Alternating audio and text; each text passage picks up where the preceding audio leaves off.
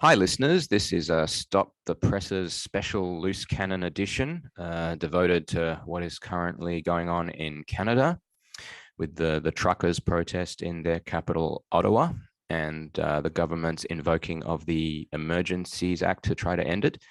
I should say thanks for sticking with us and apologies for the long hiatus over the last couple of months. Parnell's a bit busy on other things, so it's just me for the moment. Now, Canada, it's kind of crazy how little attention it's getting in Australia. So we're going to go straight to someone who is going to explain to us what is going on and why. It's another Jonathan. This is Jonathan Kay in Toronto. He's the Canadian editor of Quillette. Amazing publication, really recommend it. And he's the host of the Quillette podcast. Again, amazing listening. Highly recommend it. And he's a regular op-ed contributor to the National Post in Canada, and he's a book author as well. Jonathan, thanks for joining me at short notice. No, thanks for your interest in our country on the other side of the planet. Yeah, thank you for coming on. Now, tell me, to just give me or give our listeners a summary of what has happened and what are the events that have led up to where we are today. So it started as protest specifically against vaccine requirements for truck drivers, as I understand. Is that right? So I would say about a month ago, Canadians started learning about this protest movement led by primarily long haul truckers, but it sort of swept in other people starting out in Western Canada. And the plan was to drive in a big convoy to Ottawa, but they've also visited other cities.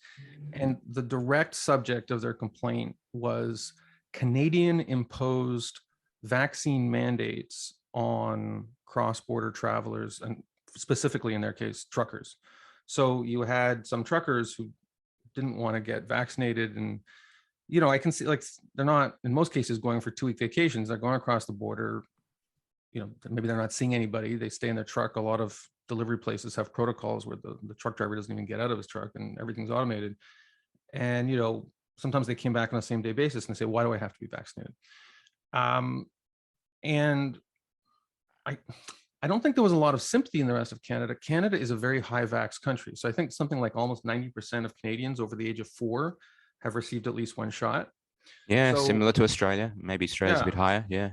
Yeah, so it's not a competition, John. So it's not like the United States, where in the United States, something like this would automatically attract, not automatically, but you'd probably get Republicans who are interested in providing support for this kind of event, because, there are some states, even now, there are some states in the United States where it's like, I don't know, 60% vax. I know Tennessee, I visited Tennessee 6 months ago with 48% vax. So this event, wouldn't be that unusual in the United States, or maybe even some European countries, and B, would receive mainstream support from the right side of the spectrum. Canada's a little different, though. The Conservatives haven't gone in for any kind of anti-vax stuff, although strictly speaking, this isn't anti-vax, it's anti-vax mandate. Like I live in Ontario, which has a Conservative premier, and our federated system is very similar to yours, where our provinces, or in your case, your states, I think, have a lot of power, including over health. So you have a Conservative premier, and a Conservative government here in Ontario, but the vaccination rates in Ontario are very high, and the lockdown policies have been fairly strict by international standards. So it's not like the United States, where it's like you see these charts where Democrats are super supportive of vaccines and Republicans are super skeptical. Yeah. And so even I'd say many centrists and conservatives were very skeptical about this convoy. It seemed like kind of anti-vaxxer, and some of the organizers and some of their documents that they were using to promote, like, just have this like sketchy, weird stuff in it, like really fringe stuff. And I think I was like a lot of big city Torontonians, put my nose up in the air and say, what do these truckers want? Especially now, like Omicron seems to be fizzling. Just if they just wait a week or two, they'll probably get rid of some of these mandates. Right. And they came across the country, and what happened was they became the story, but the overreaction to their presence became the story. So like as they rolled into Ottawa, this would be the last weekend of January, I think Friday, I want to say the 29th, if that lines up. Mm-hmm. Like this weird social panic broke out because there were there's a lot of Canadians who just kind of live on American social media, and word had gotten around that this was going to be like a January 6th Capitol invasion type moment. Like, I don't know how closely you followed that in Australia, but January 6th, 2021, all of these Trump Yeah. Okay, so yeah, I'm sure you've heard of it, but in Canada, it's even bigger news because, like in Canada, whenever something like that happens in the United States, there's a whole class of pundits who are kind of half expecting something analogous to happen in our country. Right. So they saw it through that lens, right? And you even had some fairly prominent politicians and media people who were talking like this was an insurrection, but it wasn't. Like it was a few hundred trucks and a few thousand protesters who rolled in, parked their trucks in downtown Ottawa. Many of them are still there, by the way. It's been more than 2 weeks, and kind of had a street party. They didn't try and invade Parliament. There's almost been no violence. But they've also been like a gigantic pain in the ass for people who live downtown. And the first week, especially, they were honking their horns like crazy. At one point, they made a mess. They've actually, since then, it's become more civilized. They've like have all these protester subcommittees who clean up the street and shovel snow and all that stuff. And at least in my mind, the overreaction from the pundit class and the political class came to be so hysterical that even though I don't share any of the concerns of the truckers, like I'm boosted, vaxxed, I'm fine with mandates. Like I'm a typical sort of big state urbanite. I gradually kind of, I wouldn't say I'm on their side. I'm not sure there's a side to take here, but I became more sympathetic to them by force of repulsion from, in some cases, just like flat out lies that the media have been telling about. Trying to suggest that like Nazi symbols are common in their demonstration, which is just nonsense. There's like the first day, I think there were two nutbags who came out with posters that like tried to attack Trudeau as a Nazi. So there was a swastika on it, but it was pretty clear like it was a misguided attempt to smear Trudeau as a Nazi. It wasn't like we believe in Nazi ideology. And there was one guy who had a bumper sticker that said like "Cordon Nazi terre," which is this kind of French European reference to there's some anti-vaxxers who they say Nazi terre instead of sanitaire. Like it was, again, to me, a completely hysterical and overwrought rhetorical tactic, but it was by no means like, and by the way, even if there was a Nazi or two at this thing, like protests on both sides of the spectrum attack whack jobs, attract whack jobs. You get haters, you get extremists. It happens everywhere. Like if you go to a left-wing march or a pro-Palestinian march, there's going to be some guy with a hammer and sickle and death to Israel and all this stuff. It doesn't mean everybody in the crowd is an anti-Semite who wants to destroy Israel. It means there's an idiot who came with a sign that says death to Israel. It happens. So anyway, can I just ask though? I was listening. Sometimes I do radio nerdy things like listen to CBC, and which even people in Canada don't do anymore. Right. You got that little jab in. Yes, I did. Thank you for noticing. And it's kind of a very the host, I don't know his name, he has a very nice voice, and the guy who was interviewing, who was very elite and maybe a former ambassador to the UN, they were very much sort of on the same page. It was a very kind of they kind of came from the same kind of set of assumptions, and it was very, I guess, a bit condescending and very like not really talking. I was left with no understanding of what it was the protest was about. It was all a sort of kind of a psychoanalysis and lots of words like populism and extremism thrown in there, and they were very genuinely concerned and like injured, like they felt a sense of like a real emergency was happening and the action was really justified. And I just have no idea what the truckers were motivated by, what they were saying, because the discussion was conducted at this kind of meta level, and I'm like, well, what's this all about? Well, what you're describing, so I don't mean to be snide. There are some people who listen to CBC. I haven't listened in years because a lot of it is just exactly what you're describing. It's people who are booked for their interviews on the basis of the homogeneity of their views and the fact that they'll nod their head a lot at things that CBC hosts are saying.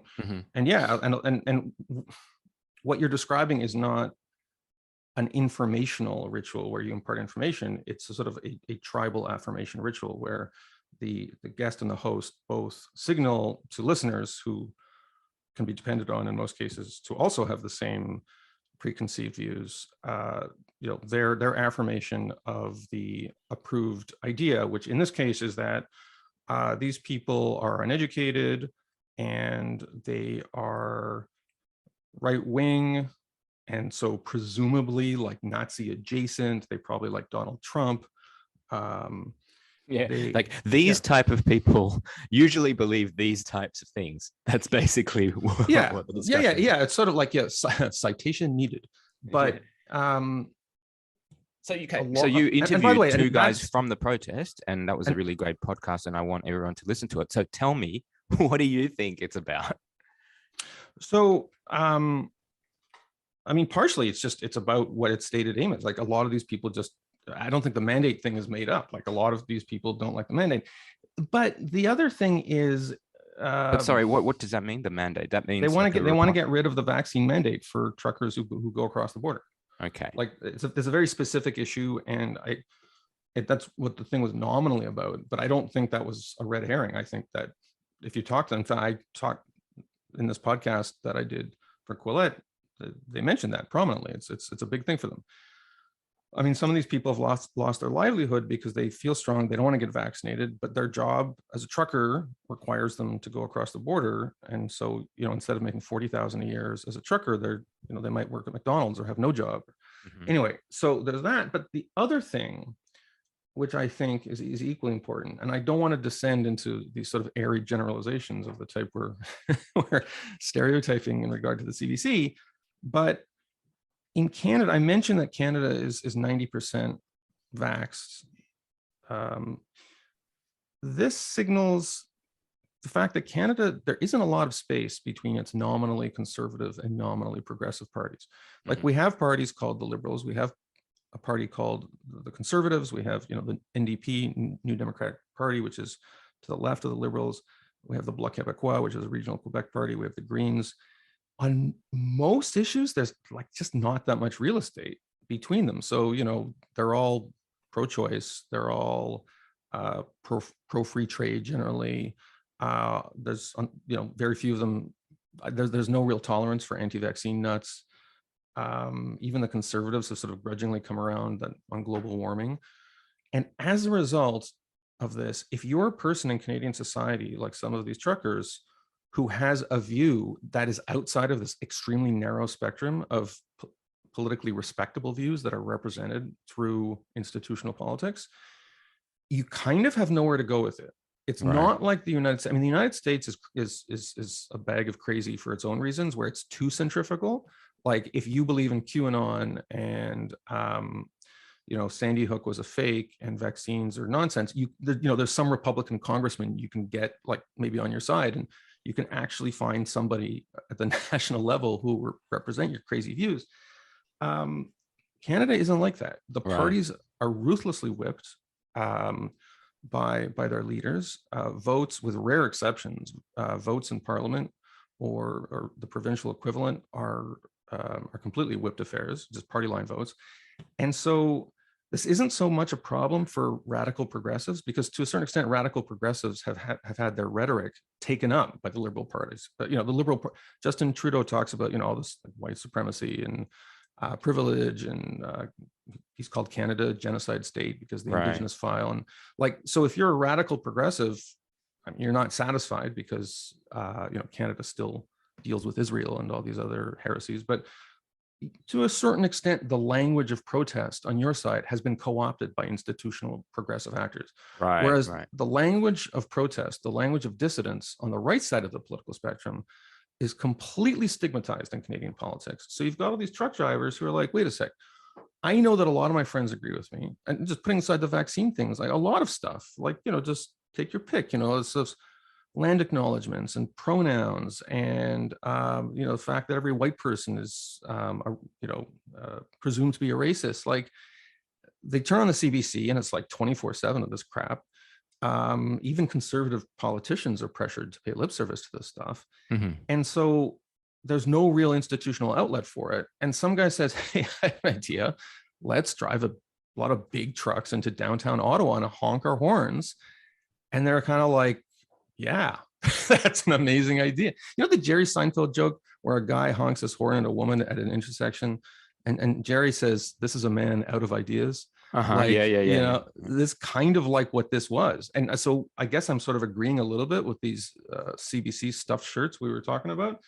That it's an expression of populist rage. All this, it kind of is, but I kind of get it why they have this populist rage is probably too strong a word, this populist discontent, because all the people who they're sending to Ottawa or provincial capitals exhibit nothing but contempt for their attitudes, or they're not allowed to say anything, because then some 28-year-old chief of staff will come down on them with an email message saying, hey, don't feed the trolls.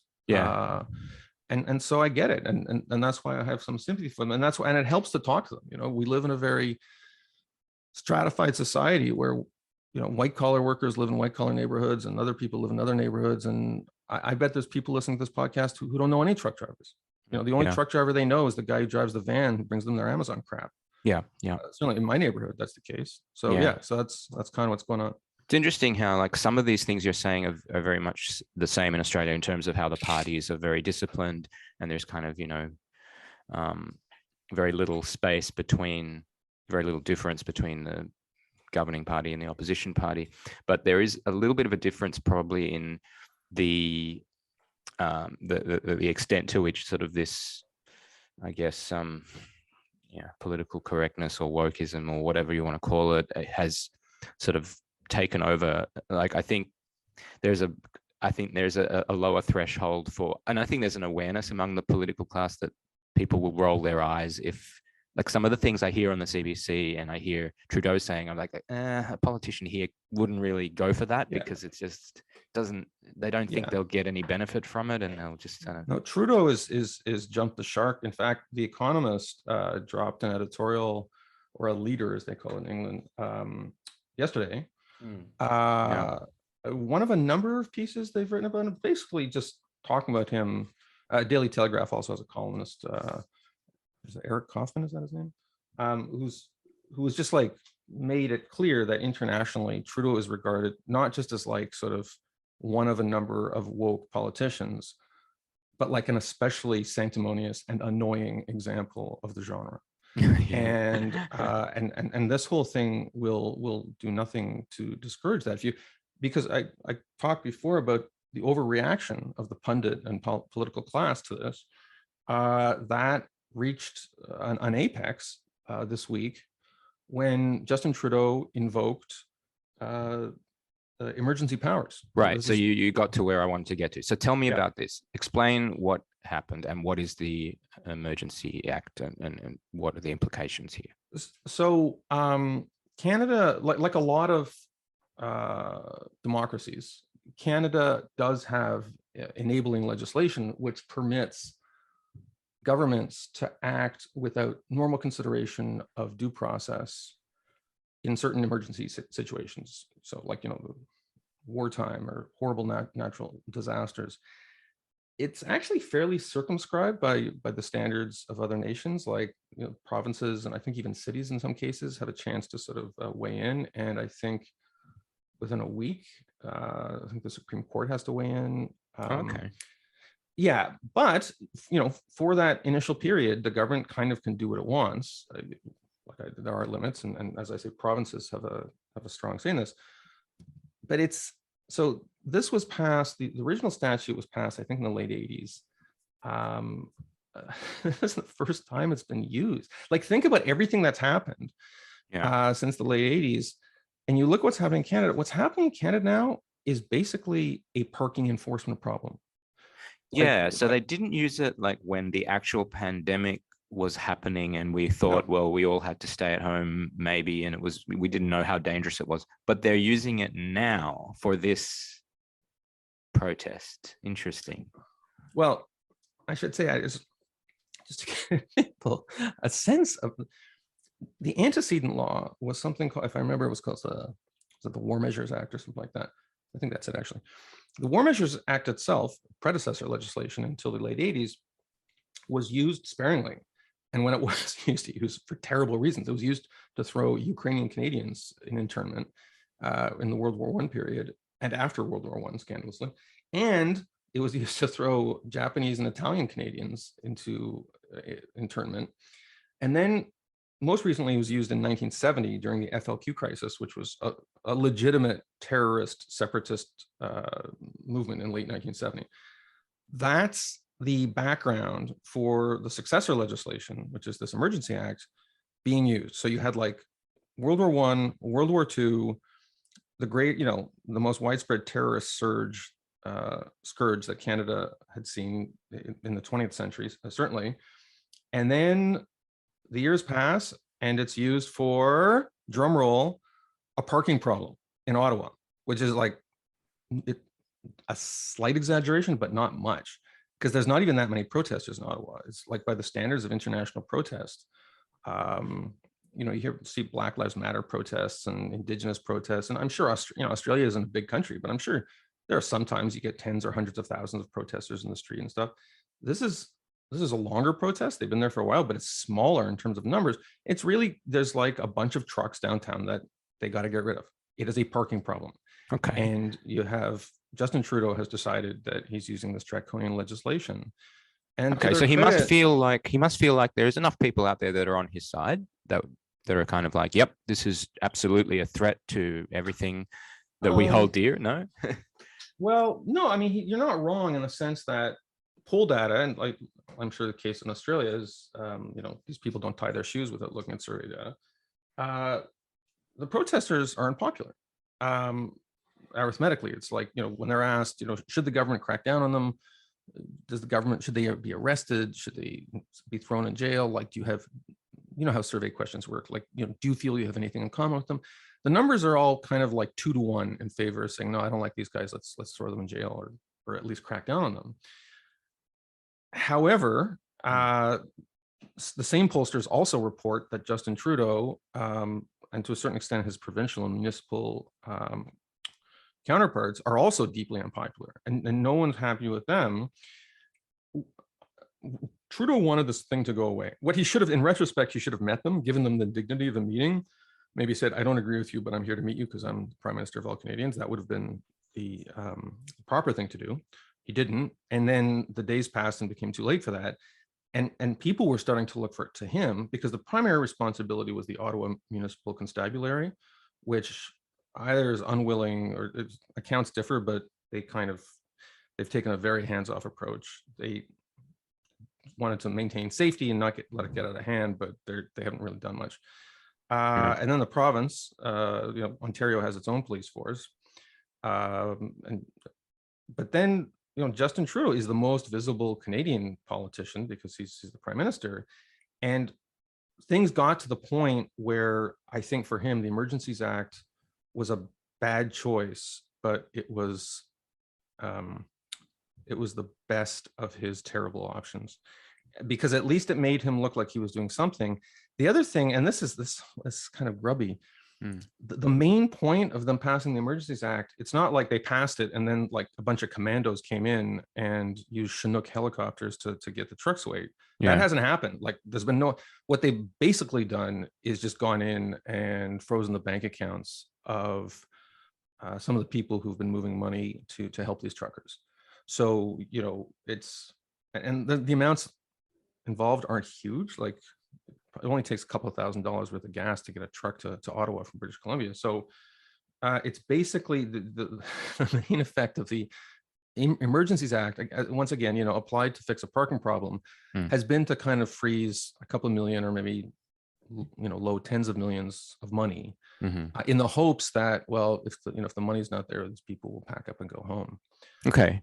Huh. Yeah. So the way you describe it, it sounds kind of, I don't know, light and breezy, but should I don't know. My first reaction was, when hearing that it could involve the government basically, taking money away from, or, interfering in, the bank accounts of people for participating in a protest, I thought, right, so this is how it starts, it's more than the journey it's down terrible. to China, the China road. It's terrible. And this fact has not been lost on people that, I mean, I've been light and breezy in terms of, because I'm trying to look at it from a foreign perspective. Uh-huh. And it does seem absurd. Like I'm delighted to be on your podcast, but I was on a podcast, a guy in India. Mhm. This is a country that just, the farmers' protests mobilized how many hundreds of thousands of people, I don't know. And here I am, like telling his listeners, oh yeah, we have a really bad parking problem in downtown Ottawa, so it's a national emergency. And people in India are like, what? Like this, what you described is like a weekend. It's not a historical epic emergency. So that part is crazy and funny. Yeah. What's not funny is you have people who have committed no crime, right? Because maybe they donated to these truckers. Truckers are not a listed entity. It's illegal for me to give money to Al Qaeda or something, a terrorist group. It's a listed entity. It makes me fun.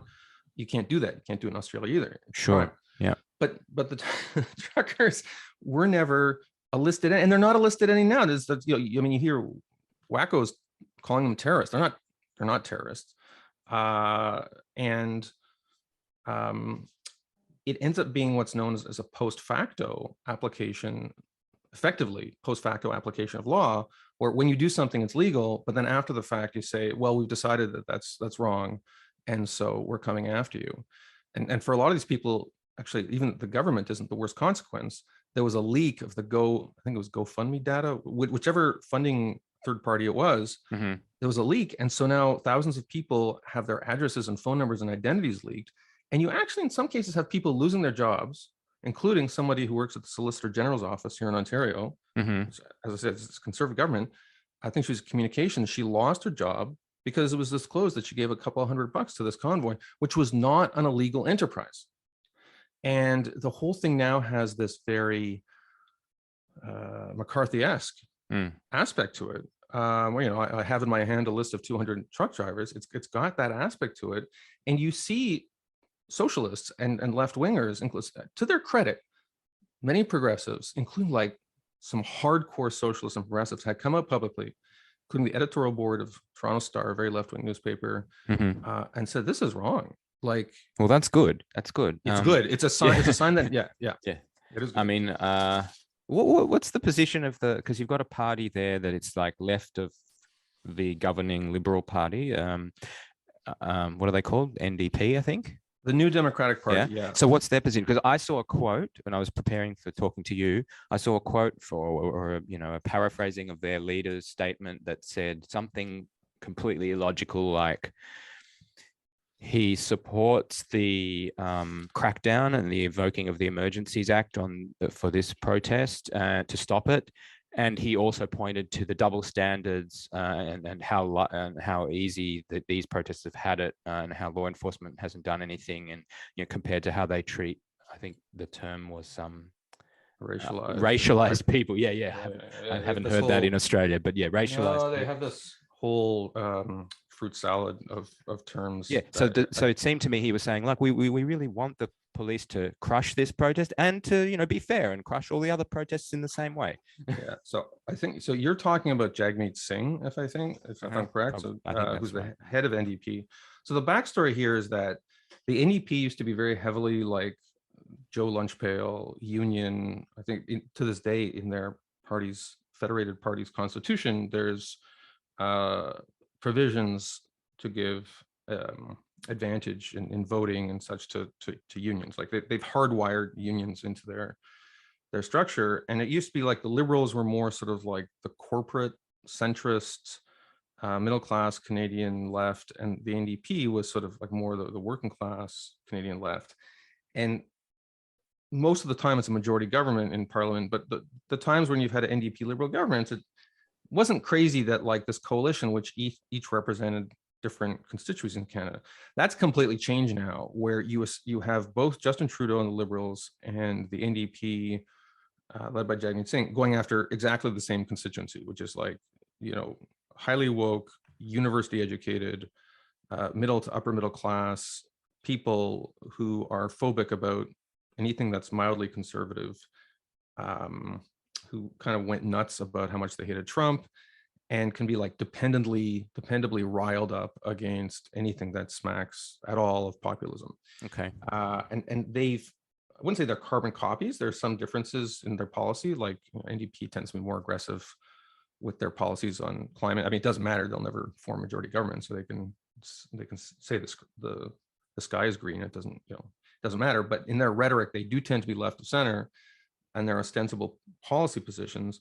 But in terms of like the demographics they're going for and the woke nature of their rhetoric, it's the same sanctimonious stuff. Yeah. And so what happens is if Trudeau calls the protesters Nazis, Jagmeet Singh has to say they're super Nazis. And if Trudeau said they're super Nazis, Jagmeet Singh would have to say they're mega Nazis. The problem is, from the police perspective, is you had a lot of people on the left who in mid to late 2020 were going nuts for this abolish the police stuff.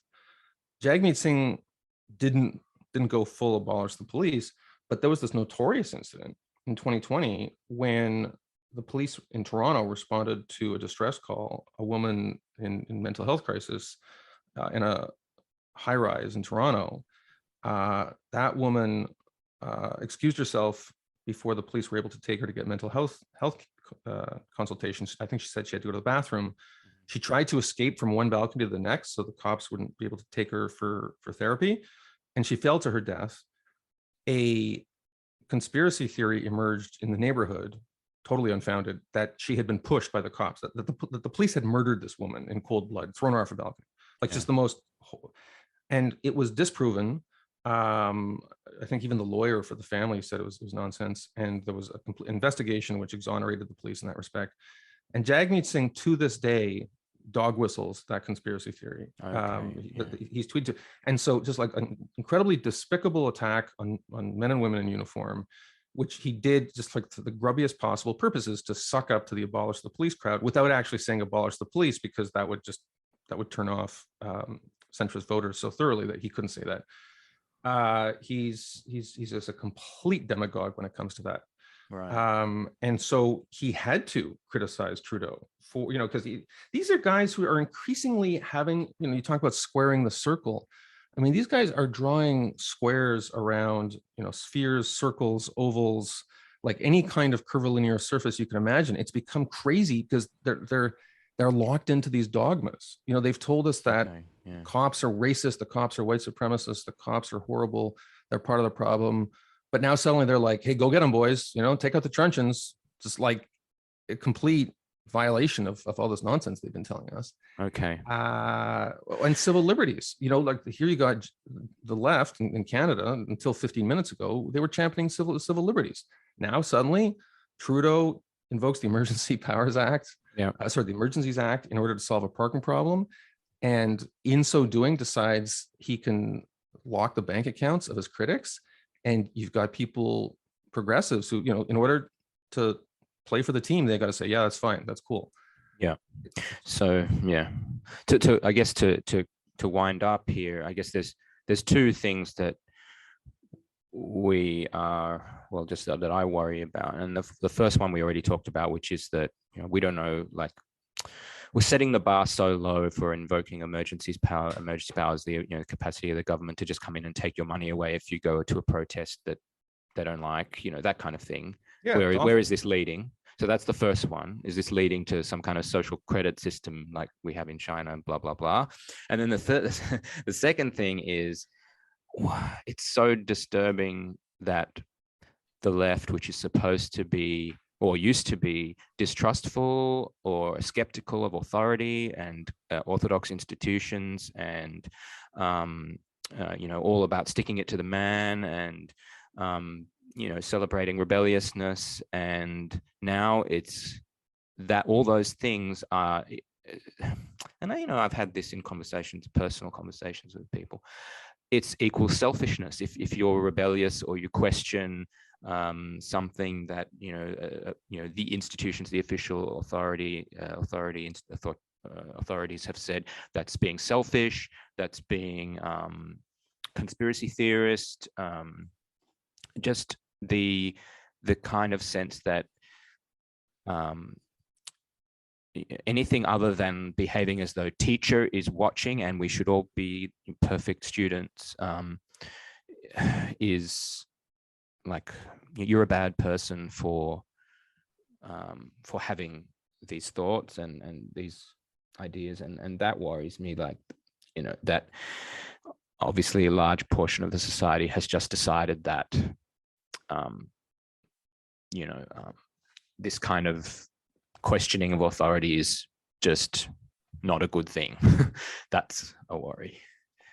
Look, I've been focusing on the hypocrisy on the left, and I agree with what you're saying, but it's important to recognize that this is happening on the right too. Not so much in Canada, but if you look in the United States, you've got like conservative groups going after school teachers because a rumor goes around that they're using like some pornography book in grade 8, and like they'll ruin this person's life based on kind of social panic and right. I mean, you and I maybe pay more attention to it because in the world of ideas, which is sort of dominated now by progressives, the progressive social panic affects us more, but it's happening on the right. I mean, under Trump, like it, that was kind of 4 years of wacky right-wing social panic. So maybe a lot of progressives are like, well, now you know how it feels. Okay, so it's like a social panic thing on both sides. Like everyone's socially panicking. Part of it is social media, and with social media, we just routinely see the worst of the other side. Right. It used to be you turn on the TV and like Dan Rather or Walter Cronkite or whatever, or Peter Jennings, like would give you this very airbrushed, sanitized version of what the institutional actors on the other side or your side were saying. Whereas now no one watches the nightly news. So instead we go and conservatives are getting riled up because of what Rachel Maddow or AOC says, and to left wingers, like everyone right of center is just a miniature Donald Trump. Yeah, right. Yeah, and so there's a centrifugal effect because we're radicalized by just constantly seeing specimens of the worst of the other side, and that ultimately is how many Canadians chose to see this this truck convoy. For them, for a lot of these people, it's like, oh, it's like German tanks rolling into Poland in 1939. Whereas on the other side, you've got really ardent defenders of the convoy who are attacking Justin Trudeau as a Nazi. I don't think Justin Trudeau is a Nazi, and I don't think that rhetoric is helpful. But if he's trying to defend himself from the charge that he's an autocrat, passing this kind, invoking this kind of law as a means to shut his critics up and defund them in a democratic country, that is not helping his cause. He has had a bad week. I know I said I was going to wrap up, but I just have to also ask, you paid a lot of attention in your discussion with the two guys who were at the protest, the tradesman and the trucker, just talking about the really basic stuff that motivated them. And I'm just wondering, like, the extent to which you think, like, some of the observations they made were really insightful. Like, for a lot of people, like, all these things, all these restrictions that have been imposed over the last 2 years, they're really not that big of a deal. They work from home, everything's pretty much fine. They don't make many sacrifices. It's just all like, yeah, what's the big deal? It's all for the greater good of the community and for safety. But for other people who run their own businesses and need to go out and train in Australia, it applies to people who needed to travel and couldn't leave the country. The imposition was very severe, and it was just felt very differently. So yeah, are we talking about mainly sort of the division between two groups of people? One that like feels these restrictions intensely as an infringement on their everyday, their daily, hourly existence, and others who are like, what are you worried about? Like, it's not a big deal. 100%. And David and Jay, who are the two guys I interviewed in the podcast, they talked about it. But one thing I should say, hearing all this stuff, it makes me think, because, for me, it's been boom times, COVID. Everyone's listening to podcasts. Everyone wants to read articles. I've written a lot about COVID itself. I'm lucky my kid's private school, just great online programming. My wife's a lawyer, hasn't affected her. In fact, she loves the fact she hasn't had to commute to work. We're living large, not the same for truck drivers or cooks or whatnot. One thing I would say, it made me think that if COVID had struck 30 or 40 years ago, you wouldn't have seen the same division, because 30 or 40 years ago, if you were a lawyer or something like that, or even a journalist, you couldn't do half as much at home. You had the phone. Yeah. And I don't know, if you were in France, you had like Minitel or something, or like, we'd have dial-up modems. Like certainly didn't have Zoom. We didn't Yeah. have smartphones. Totally. So what would happen is white collar workers would feel almost all the same pain as blue collar workers, because, go to the office, risk getting sick, or don't get a paycheck. They'd meet more of them. They'd be in the same boat. There'd be more of a sense of shared sacrifice and camaraderie, and you wouldn't get a lot of the division you're getting now. I love technology, but driving a truck now isn't that different for a lot of these truckers as it was 50 years ago. Right. But being a journalist, being any kind of knowledge worker, it's night and day. So technology has helped society as a whole, but it has increased divisions within society. And this convoy we've seen in Canada is a symptom of that. Yeah. Very interesting. Okay. Thanks very much, Jonathan. Really great explanation and of what's happening and analysis. Really appreciate it. And I just recommend everyone have a listen to the Quillette podcast. So, really delves into a whole bunch of social and scientific and cultural issues in such a even-handed and informative way. Thanks for joining us on Loose Cannon. Please do get in contact. The email address is loosecannonpod@gmail.com. And I actually have a new Twitter, and there's like one follower. So have a look at it. It's at Jono Loose Cannon. So that's at Jono, Jono, Loose Cannon, all one word. This and also Parnell has her Twitter, of course, and I'll put those in the show notes. Love to hear from people and guests to have on and what you want to hear. Thanks very much. See you all next time. Thank you.